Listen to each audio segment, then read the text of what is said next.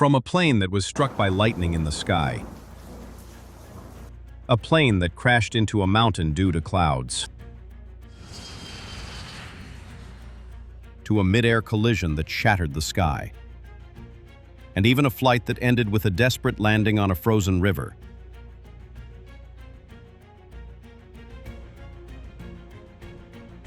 All these disasters share one thing in common. They happened dangerously close to Christmas, a time when families gather to celebrate, but for some, fate had a much darker plan. These are stories shaped by split-second decisions, mechanical failures, human mistakes, and storms that turned a routine flight into a tragedy. Get ready, because these are the 10 worst plane crashes that happened around Christmas. Let's begin with a tragedy that struck just days before Christmas in 1952. A giant military transport plane, carrying dozens of people, took off on what should have been a routine flight, but within minutes, everything went wrong. This is the story of the C124 Globemaster disaster. Our first story begins on December 20th, 1952, just 5 days before Christmas. At Larson Air Force Base in Washington State, a massive C-124 Globemaster was preparing for takeoff. This aircraft was a giant, one of the largest military transports in the world at the time, carrying dozens of servicemen who expected nothing more than a long, cold flight home for the holidays. But none of them could have imagined how quickly everything would spiral out of control. Minutes after takeoff, the aircraft lifted into the winter sky, engines roaring as it gained altitude. But almost immediately, something felt wrong. The crew reported unusual vibrations, small at first but rapidly growing stronger. Inside the cargo bay, passengers exchanged nervous looks as the aircraft shook harder and harder. The pilots scanned their instruments, trying to understand what was happening, but the situation was deteriorating faster than they could react. Suddenly, one of the engines began to fail. The vibration peaked, and a loud metallic bang echoed through the fuselage. The pilots fought the controls as the massive aircraft began to roll to one side. Losing an engine in such a heavy transport was already dangerous, but losing control this early in the flight made the situation nearly impossible. The C-124 began dropping altitude far too quickly. Crew members shouted warnings. Passengers braced for the worst. The aircraft was no longer climbing. It was falling. In the cockpit, the pilots attempted to stabilize the Globemaster, but the plane was simply too heavy, too low, and too damaged. Every second felt like an eternity as the ground approached. Witnesses on the airbase later reported seeing the enormous aircraft descending at an angle, trailing smoke, its wings clearly struggling to hold lift. And then, impact. The C-124 slammed into the ground just a few miles from the runway. A violent explosion followed, engulfing the aircraft in flames. The crash was catastrophic. Most on board were killed instantly. The few survivors were pulled from the wreckage by rescue teams who rushed toward the burning crater, fighting both fire and freezing winter air. The tragedy sent shockwaves through the Air Force. Families who were expecting loved ones home for Christmas instead received devastating news. The investigation that followed revealed that a mechanical failure in the engine had likely triggered the chain reaction that doomed the aircraft. A simple vibration turned into a fatal loss of control in less than 2 minutes. This was one of the deadliest military aviation accidents of the decade, a reminder of how unforgiving flight could be in an era when aircraft were getting bigger, heavier, and more complex. Dozens of families spent that Christmas morning, marking the holiday with silence instead of celebration. And as tragic as it was, the next incident on this list shows how even the skies above New York City weren't safe during the holiday season.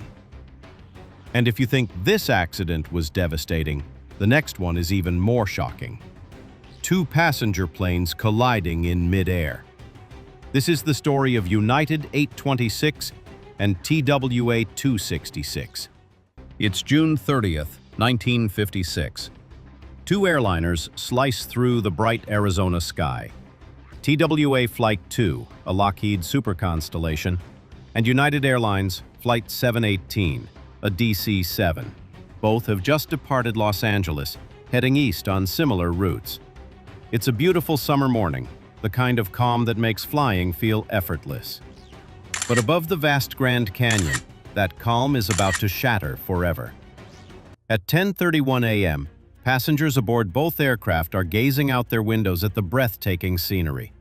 Red cliffs, deep canyons, sunlight reflecting off the Colorado River. Then, in an instant, two silver streaks cross paths. A blinding flash, followed by silence. The two airliners collide head-on, ripping apart in mid-air. Debris rains down into the canyon below, scattering across the rock formations. All 128 people on board both planes are killed instantly. It becomes the deadliest air disaster in U.S. history at that time. But what really happened? In 1956, America's air traffic control system was primitive. Once planes left controlled airspace near airports, they entered what pilots called see and be seen territory, relying only on visual contact to avoid each other. There was no radar coverage, no real-time tracking, and minimal communication once aircraft reached cruising altitude. Both pilots had requested altitude changes to avoid storm clouds, unknowingly putting themselves on a collision course. When they emerged from the clouds, it was too late. The investigation exposed the truth. The skies were no longer safe under outdated rules. The public outrage was enormous. Families demanded answers, and the tragedy forced Congress to act.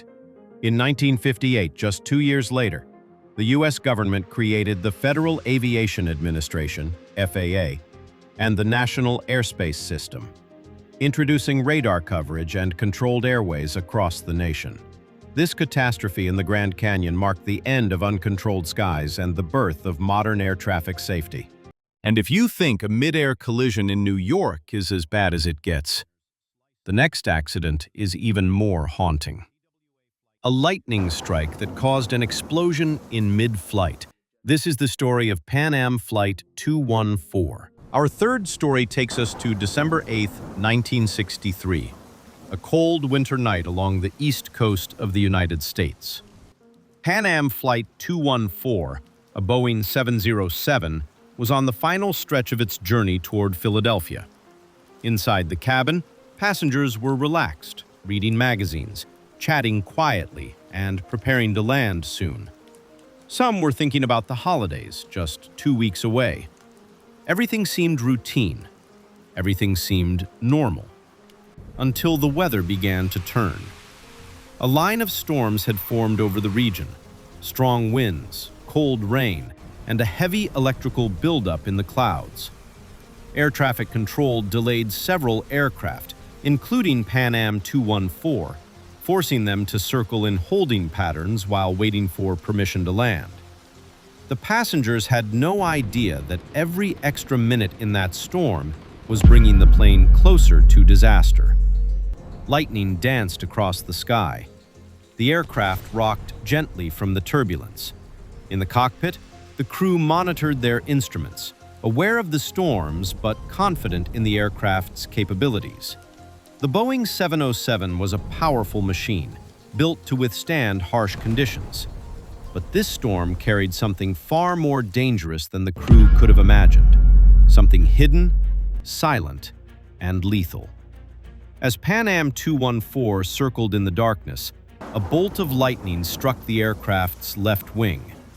At first, it seemed like any other lightning strike, bright, loud, and startling. But this one hit a deadly spot. It ignited fuel vapors inside the wing's tank. In an instant, an explosion ripped through the wing, tearing it apart. The passengers felt a violent jolt as the aircraft began losing control. Fire illuminated the night sky. The Boeing 707, once stable and graceful, was now falling. Inside the cabin, chaos erupted. The aircraft rolled, descending rapidly. The crew had no chance to recover. Half the wing had been blown apart. Nearby residents looked up into the stormy sky and saw the horrifying shape of a burning aircraft spiraling toward the ground. Seconds later, the plane slammed into a field near Elkton, Maryland, erupting into flames. The impact and explosion were so powerful that debris scattered over a wide area. There were no survivors. The holiday season for dozens of families was shattered forever. And across the nation, people were stunned that lightning, something so common, could bring down a modern jetliner. Investigators found that static electricity and lightning had ignited vapors inside the wing. This discovery changed aviation forever. New fuel tank safety systems were mandated, better lightning protection standards were created, and aircraft design evolved to prevent such a tragedy from ever happening again. Pan Am 214 became the reason the world learned how lightning interacts with aircraft and how to defend against it. But if you think a lightning-triggered explosion is terrifying, the next accident is even more heartbreaking. A plane that got lost, descended too low, and struck a mountain just days before Christmas. This is the story of TWA Flight 514. Our fourth story takes us to December 1st, 1974. A cold, windy morning in the eastern United States. TWA Flight 514, a Boeing 727, was approaching the Washington, D.C. area after a routine flight from Indianapolis. Everything had gone smoothly so far, and passengers were preparing for landing. But the weather around the capital was turning vicious. Strong winds, low clouds, and a storm system sweeping the region. Visibility was almost non-existent. While circling in the holding pattern, the aircraft was diverted to Dulles International Airport. The crew began preparing for a non-precision approach, one that required different procedures and far more attention than a standard landing. Inside the cockpit, the pilots reviewed charts and altitudes, trying to stay ahead of the rapidly changing conditions. But the storm outside was fierce, and the visibility was so poor that the pilots were flying almost entirely by instruments. Every minute, the tension grew. The passengers felt the turbulence shaking the aircraft as it descended toward the mountains of Virginia. The crew believed they were safely above all terrain, following the minimum altitude they understood from the approach procedures. But they were not. A single misunderstanding in altitude interpretation placed the aircraft dangerously low without anyone realizing it. And outside the windows, an invisible threat waited in the fog. At that moment, the aircraft continued descending, unaware that a mountain ridge stood directly ahead. Gusts of wind pushed the Boeing 727 slightly off course. The crew scanned their instruments, committed to the landing approach, but the storm hid everything. No lights, no ground, no warnings. Just blind descent in a deadly environment. Then, suddenly, the ground proximity alarm sounded, a desperate, piercing warning. But it was too late. Only seconds later, the right wing clipped the top of Mount Weather. The impact tore the aircraft apart instantly, sending debris across the ridge. The passengers never saw the mountain coming. The crash site ignited, burning fiercely against the cold December air. There were no survivors. The nation was shocked. A modern aircraft, destroyed not by mechanical failure, but by confusion over altitude procedures and lack of proper terrain warning systems. The crash exposed a fatal problem in the communication between pilots and controllers, one that had gone unnoticed for years. In the aftermath, aviation changed forever. Standardized approach procedures were rewritten across the country. Ground proximity warning systems became mandatory, technology designed to prevent exactly this kind of disaster. TWA Flight 514 became the accident that forced the industry to confront the deadly dangers of controlled flight into terrain. And if you think descending into a mountain in total fog is terrifying, the next accident is even more dramatic. A crew fighting multiple failures, running out of fuel, and trying to save their passengers on a cold December night. This is the story of Northwest Flight 6231. Northwest Airlines Flight 6231 was a routine winter evening flight, a short hop that should have been uneventful. The crew taxied out, the passengers settled in, and the cold December air bit at the tarmac. Shortly after takeoff, the aircraft climbed into a sky thick with low clouds and turbulence, the kind of conditions that require every pilot to be fully alert and precise. Everything seemed normal until the aircraft reached cruise altitude. Instruments began to disagree. The airspeed indicator wavered. The pilots exchanged quick glances. In cold weather, small instruments can give life or death information, and tonight, something critical was wrong. The sound in the cabin changed subtly as the engines strained under a heavy load. Seconds later, one engine lost power, and the plane began to yaw. The crew reacted, trimming controls and throttles, but then the second engine started to falter. A sudden, terrifying roll gripped the aircraft. Passengers felt the drop in their stomachs. Lights flickered as systems attempted to compensate. The pilots fought to keep the jet level, but the control forces stiffened and responsiveness faded. The plane descended rapidly, trees and frozen ground rushing up to meet them. In the freezing December air, the aircraft struck ground short of the runway, breaking apart on impact. Fire consumed parts of the wreckage as first responders ran through snow toward the scene. The horror of that night left a deep scar on families and the entire aviation community. Investigators later pieced together the chain of events. In extreme cold, pitot tubes and associated sensors can become blocked by ice, rendering airspeed and angle of attack instruments unreliable. On that night, evidence pointed to instrument icing combined with incorrect airspeed indications. The pilots, trusting faulty readings, made control inputs that unknowingly put the aircraft into an unsafe flight regime. Compounding this were failures in pre-flight procedures and inadequate detection of frozen probe conditions. When the engines lost consistent data, the flight crew lost the crucial feedback they needed to safely manage power and attitude. Beyond the immediate technical causes, the accident exposed systemic issues: inadequate crew training for instrument malfunction in icing conditions, maintenance lapses in protecting critical sensors from freezing, and a lack of robust procedures to verify instrument integrity in sub-zero operations. In response, the industry tightened pre-flight checks for pitot and static systems, improved heater systems on probes, and emphasized simulator training for unreliable airspeed scenarios. The lessons from that night helped prevent similar tragedies in the decades that followed. If you think this was the worst of the holiday season crashes, wait until you hear the next one. An airline that continued its approach despite repeated warnings, ultimately running out of fuel in the dark. Next up, United Flight 173. United Airlines Flight 173 was nearing Portland on a cold December evening in 1978. Passengers relaxed as the aircraft began its descent, expecting to land within minutes. But just as the crew extended the landing gear, something felt wrong. A loud thud echoed through the cabin, followed by unusual vibration.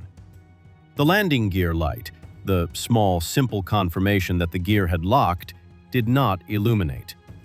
The crew suddenly had a potential gear failure, and tensions spread through the cockpit. Instead of continuing the approach, the captain entered a holding pattern to diagnose the issue. The passengers felt the aircraft circling over the dark suburbs of Portland, unaware of the growing stress behind the cockpit door. The crew lowered the gear again, checked circuit breakers, and tried visual confirmation, but the indicator stayed dark. Every minute that passed increased the uncertainty. The aircraft circled, engines humming steadily, while the pilots focused entirely on the landing gear problem.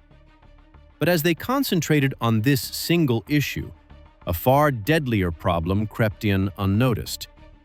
The aircraft had been in the air far longer than planned. Fuel continued to burn, dropping lower and lower. A flight engineer repeatedly mentioned the decreasing levels, but the captain, fixated on the landing gear, believed they still had time. Outside the windows, the city lights shimmered beneath them, unaware of the emergency unfolding above. Then came the moment of truth. One by one, the engines began to flame out. First one, then another. The cockpit filled with warnings. The crew realized the horrifying truth. They were out of fuel. With almost no thrust left, the aircraft descended rapidly. The passengers felt the terrifying silence of engines winding down. The ground rose quickly in the darkness as the pilots tried desperately to reach the airport. But they didn't make it. United Flight 173 crashed into a wooded suburban neighborhood just miles from the runway. Houses shook from the impact. Emergency crews raced to the scene as flames consumed parts of the aircraft. Many passengers survived thanks to the crew's attempt to soften the descent, but several lives were lost, and the tragedy shocked the nation. Investigators later concluded that the root cause was not mechanical failure. It was human factors. The landing gear had actually deployed correctly. The indicator bulb was simply burned out. Instead of balancing tasks and monitoring fuel, the captain became entirely absorbed in troubleshooting. This accident exposed the profound dangers of fixation on a single issue while ignoring the overall situation. The aviation industry responded with one of the most important reforms in history: crew resource management. Pilots were retrained to communicate clearly, challenge decisions when necessary, and share responsibility in the cockpit. United 173 became the case that forever changed cockpit culture, ensuring that no pilot ever flies alone in their decision-making again. And if you thought running out of fuel over a major city was shocking, the next accident is even more dramatic. An airplane that iced over so quickly it never cleared the river it tried to cross. Next up, Air Florida Flight 90. It's January 13, 1982. Washington, D.C. is frozen under a brutal snowstorm, one of the worst in years. Air Florida Flight 90, a Boeing 737 bound for Fort Lauderdale, sits on the icy runway at National Airport. Inside, 74 passengers and 5 crew members wait impatiently as snow piles up on the wings. The airport has been closed all morning, and everyone is desperate to leave. At 3:59 p.m., after hours of delays, the plane finally begins its takeoff roll. But as it accelerates, something feels wrong. The engines strain, sluggish and weak, barely reaching full power. The Boeing lifts off the ground, but only just. Seconds later, the stall warning blares in the cockpit. The nose pitches up, the jet shakes violently, and then silence. The plane slams into the 14th Street Bridge, crushing cars below, before plunging into the icy Potomac River. In an instant, 78 people are gone, 74 on the plane and 4 on the bridge. But from the freezing water, a handful of survivors cling to wreckage, surrounded by snow, fuel, and ice. Helicopters scramble to rescue them in a race against time. One man, known later as the hero of the Potomac, repeatedly passes the rescue line to others before disappearing beneath the water himself. But what really happened? The investigation uncovers a deadly chain of human errors. Before takeoff, the pilots had failed to properly de-ice the wings and had used reverse thrust while taxiing, which sprayed slush and ice back onto the engines. When the first officer noticed abnormal readings during takeoff, he hesitated to speak up. The captain pressed forward, trusting experience over instruments. Moments later, the aircraft was too heavy, too iced, and far too slow to climb. The tragedy of Flight 90 exposed the dangers of poor crew communication and the deadly effects of icing on lift and thrust. In response, airlines introduced stricter de-icing procedures, new anti-icing fluids, and advanced crew resource management training, ensuring co-pilots could question captains when safety was at risk. Out of the icy waters of the Potomac came one of the most haunting lessons in aviation: that arrogance and weather can be just as lethal as fire or metal failure. But the cold skies of the East Coast weren't done claiming lives. And if you think this accident was devastating, the next one reveals how even a small mistake inside a massive airliner can lead to disaster in seconds. This is American Airlines Flight 965. American Airlines Flight 965 was supposed to be a routine holiday flight from Miami to Cali, Colombia. But as the aircraft began its descent, the calm night turned into one of the most terrifying navigational failures in modern aviation. As the Boeing 757 approached the Andes Mountains, the crew received clearance to proceed directly to the Rosso radio beacon, a small navigational point used on the arrival path into Cali. The pilots typed RO into the navigation system, but instead of selecting the Rosso beacon near Cali, the computer loaded a different beacon with the same name, located over 100 miles away. Without realizing the mistake, the aircraft began turning toward the wrong beacon. The night sky was pitch black, the mountains surrounding Cali were invisible to the naked eye, and the terrain warning system meant to protect the flight was temporarily disabled to avoid unnecessary alarms during the approach, leaving the pilots with no electronic warning of the danger ahead. Passengers had no idea that the aircraft was drifting off course, moving closer and closer to the mountains of Buga. Inside the cockpit, the crew struggled to reconfigure the approach after becoming confused by the sudden change in heading. Alarms remained silent. The aircraft continued descending. Then, just seconds before impact, the terrain alert system suddenly reactivated and shouted, "Terrain! Terrain! Pull up!" The pilots pulled violently on the controls, but it was too late. The Boeing 757 slammed into a ridge at high speed, breaking apart instantly. Of the 163 people on board, only 4 survived. It was one of the deadliest aviation disasters in Colombian history. The tragedy was caused by a chain of navigation and procedural errors. First, the flight management computer accepted the wrong navigational fix, something that could easily happen because several beacons in Colombia used similar identifiers. Once the autopilot turned toward the incorrect beacon, the plane deviated far off the safe arrival corridor.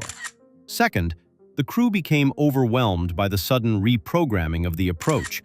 They attempted to manually correct the descent while flying over mountainous terrain at night, one of the most dangerous situations in aviation.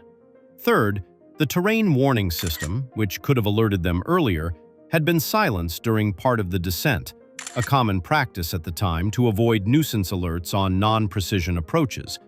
But this left the crew with no margin for error. Finally, the combination of high mountains, darkness, and loss of situational awareness sealed the fate of Flight 965. By the time the terrain alarm activated, the aircraft was already too close to the ridge to climb in time. If you think this disaster was shocking, the next one is even more tragic: an accident where an aircraft literally broke apart in mid-air during the holiday season, leaving investigators stunned by what they found. And this is Flight Chalks 101. On December 19, 2005, Chalks Ocean Airways Flight 101 departed from Miami for Bimini, a short hop across the water. It was a routine seaplane flight aboard a vintage Grumman G-73T Mallard, an aircraft that had flown for decades and had become a recognizable icon in South Florida skies. On board were 18 people, many of them families traveling home before the holiday season. Minutes after takeoff, the aircraft climbed steadily, until eyewitnesses noticed something terrifying. The entire right wing suddenly detached from the fuselage. At that moment, the plane violently rolled to the right, losing all aerodynamic control. Passengers on the ground saw the seaplane plunge nose first toward the water, exploding on impact off the coast of Miami Beach. There were no survivors. The investigation revealed the heartbreaking truth. The airline had been operating aircraft far beyond their intended lifespan. Inspectors found extreme corrosion hidden beneath layers of patchwork repairs. The wing structure had weakened over years of saltwater exposure, metal fatigue, and inadequate maintenance practices. A crack had silently grown inside the wing spar, unseen, unnoticed, until the structural failure became catastrophic. The tragedy forced regulators to re-evaluate how aging aircraft were inspected, especially seaplanes constantly exposed to saltwater. Chalks, once a historic airline with decades of operation, ceased flying shortly afterward. The accident became one of the most devastating examples of what happens when time, corrosion, and maintenance failures collide. And if you think this accident was shocking, the next one dives into a crash so mysterious and tragic that investigators spent months trying to understand what really happened. This is Eastern Airlines Flight 401. Eastern Airlines Flight 401 was on final approach to Miami on the night of December 29, 1972. The crew lowered the landing gear, but the indicator light for the nose gear didn't illuminate. Believing the gear might not be locked, the pilots disconnected the autopilot and began troubleshooting. What they didn't realize was that the aircraft had slowly entered a gentle descent. Everyone in the cockpit was focused on the tiny bulb that refused to turn green, unaware that the altitude was dropping foot by foot. The aircraft slipped below 1,000 feet, then below 500, without a single alarm calling their attention back to the controls. By the time the crew noticed, the Everglades were directly underneath them. At 11:42 p.m., the Lockheed L-111 struck the swamp with enormous force, breaking apart and scattering debris across the dark wetlands. Out of the 176 people on board, 101 lost their lives.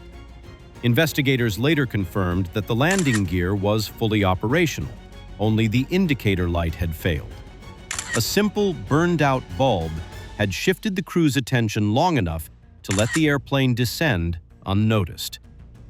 This accident became one of the most important examples of the dangers of cockpit distraction and led to major improvements in crew resource management worldwide. Thank you so much for watching this video and for supporting the channel.